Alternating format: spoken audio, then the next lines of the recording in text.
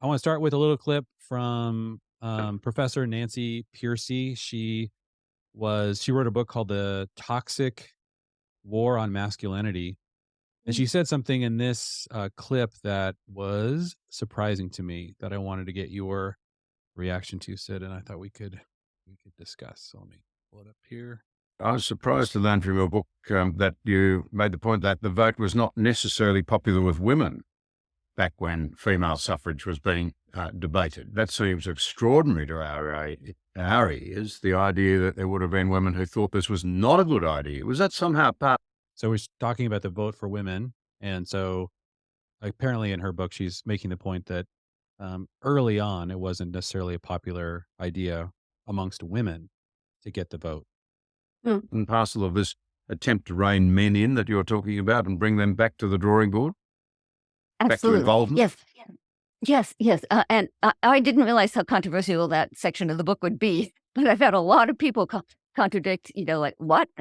But so I was very careful to quote people of the time. I have several quotes from the anti-suffragists of the day. And what they argued was they were not arguing male vote versus female vote. They framed it as individual vote versus family vote or household vote. Right. And they were very concerned that if men started acting unilaterally as an individual and voting, that he would no longer feel constrained to represent the whole household. And that was their concern, is that it was reducing the sense of responsibility on men. That was their concern. It was letting men off the hook, right? It was saying, oh, you can go vote however you want and not think about the impact on your whole family, your whole household. Remember, households were bigger than just a nuclear family then, too. Usually it was extended family and possibly servants and hired hands and others, would all. And the father was the head of that small commonwealth and was supposed to vote for the interest of the whole. In fact, the whole notion of authority back then, today we think authority kind of. So maybe just pause there for a second. That really shocked me. I'm curious to say what you think. That the argument that the anti-suffragists, these are women who were against women getting the right to vote, it's very hard to even imagine. But this argument is fascinating to me, and it really suggests that there was a completely different framework for authority in the past, which is something I've uncovered over and over again in virtually every civilization that I've studied, and that is so different than today. We live in a completely individualistic society. So if anyone were to say women should not have the right to vote, you would no one would I wouldn't I couldn't imagine somebody thinking, well, yeah, because you don't want to take that responsibility away from fathers because it lets them off the hook for the household. Like that, I could never imagine anyone making that argument. But if you live in a society that's primarily household oriented, and women and children are constantly at the mercy of men, if they are thinking about the women and children in their household, like if their quality of life is dependent on the father of that household providing for them, taking care of them, if that's just the way society was just designed, then it makes sense all of a sudden that as a woman, you would not want anything to happen to cause that man to start to think of himself as an individual primarily, because that would put you and your children at great danger. And this is precisely what happens all the time. Unless you give power to the individual women and children, in which case they can overcome the neglect and abuse of the father. But then the result of that would predictably be the dissolving of the household, which is precisely what happened.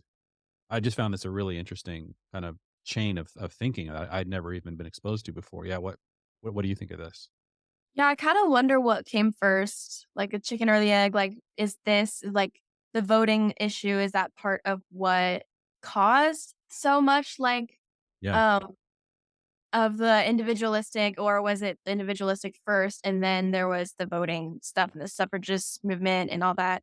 There's so many issues nowadays that feminists fight for that I feel like do leave men off the hook sometimes. So Yes. it's like that's kind of what they're fighting for. Maybe that's not what their goal is, but that is where we're ending up a lot of the times because now women are going to be more like, go get them, go get an education, get a career, all that stuff. And then the guys are cool, just, doing whatever. And so if there's no responsibility put on their shoulders of you have the one vote of the family, you have to make sure that you're representing the family well. Like if you take away things like that, then just like little by little, the responsibility will fall from their shoulders. And Yeah. Well, I've wondered personally as a father how to vote. Am I voting on behalf? I've wondered this many times going to the voting booth, asking myself the question: am I voting for what I think would be best for my family, or am I asking what's best for me personally? And it seems like, I mean, when your grandpa, my father-in-law, Don Seeley, I asked him to send me a voting guide, every time, just to understand his thinking and to say, it seems like we should be voting as a block for our family, as a voting block. But to imagine in a household, a husband and a wife walking into a voting booth and essentially canceling out each other's votes. The man voting for his interests, which are masculine interests, the woman voting for her interests, which are feminine interests, and then them basically, you know, that seems like such a weird scenario to create, within a democracy.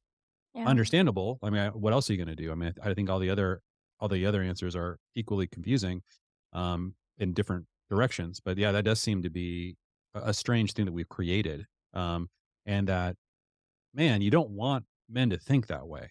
Like, you don't want men who are responsible for a vulnerable wife who's having multiple children and pregnancies, and is trying to care for those children, to be thinking of himself primarily as an individual and going into whatever power scenarios he's going into, like voting, exclusively thinking about himself.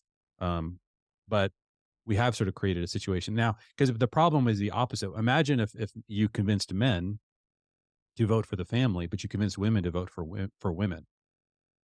You sort of create a sort of a game theoretic problem in that scenario where men would be better off. They have to somehow counterbalance this massive tide of sort of female power that's not considering the family.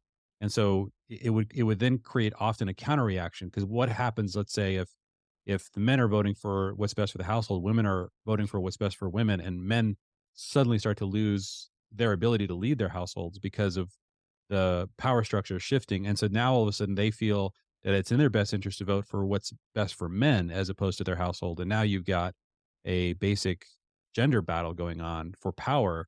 And always the loser in that scenario is children, the household itself. And this is kind of what we keep creating, I think, inadvertently. I don't think this is being properly exposed as the frame for what's actually happening, but it seems like it's happening.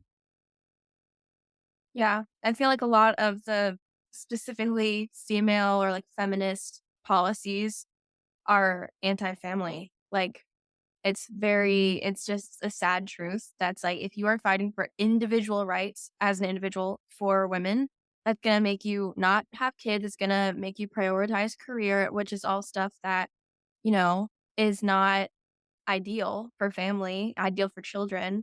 So it's like you kind of have to pick one or the other. And so you're either gonna pick individualism or familyism. Yeah. And along with that goes the voting, which I do get why nowadays the voting, like, does like, women do need votes because of how much the family unit has fallen apart. So it's Yes. not like I wanna change that now, but it's just, like, it would've been a better design just Right. overall. So, If there was a household vote and the husband and wife were a team and they were working together, yeah, there's something there that's actually makes more sense of governance and is consistent with the reality of building up strong households that yeah. has been neglected.